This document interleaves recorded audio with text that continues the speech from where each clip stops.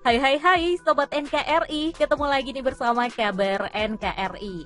Dan Sobat NKRI, kali ini ada kabar nih mengenai seorang prajurit TNI Angkatan Udara yang diduga katanya sih terseret jual amunisi kepada KKB.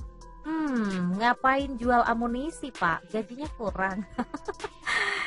Siapakah dia sebenarnya? Entahlah, kita akan lanjut informasinya. Tapi sebelumnya jangan lupa kamu subscribe dulu dong dan klik tombol loncengnya.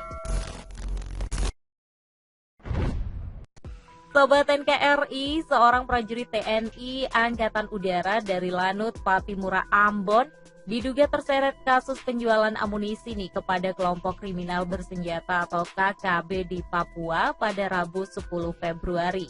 Kapendam Pangkalan Udara Lanut Patimura Ambon, Letda Yogi Trisantoso ini mengatakan, anggota Angkatan Udara yang diduga terlibat memasok amunisi kepada KKB itu saat ini sih sudah ditahan ya untuk proses lebih lanjut. Yogi sih berjanji akan menyampaikan secara terbuka nih mengenai kasus penjualan amunisi oleh oknum TNI itu setelah proses pengembangan, penyelidikan, dan pemeriksaan selesai.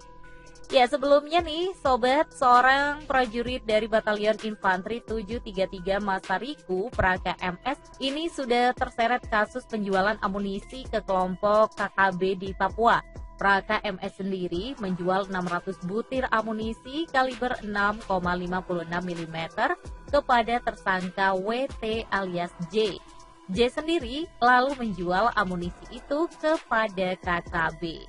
Dan menurut Komandan Pomdam 16 Patimura, Kolonel CTM Joni Yohanes Pelupesi, saat konferensi pers di Polresta Ambon pada Selasa, katanya sih jumlah amunisi yang dipasok begitu banyak ya, jadi nggak mungkin dimiliki sendiri nih oleh Praka MS. Kasus penjualan senjata api dan amunisi ke pemberontak OPM di Papua ini rupanya juga menyeret oknum polisi dan seorang prajurit TNI Angkatan Darat.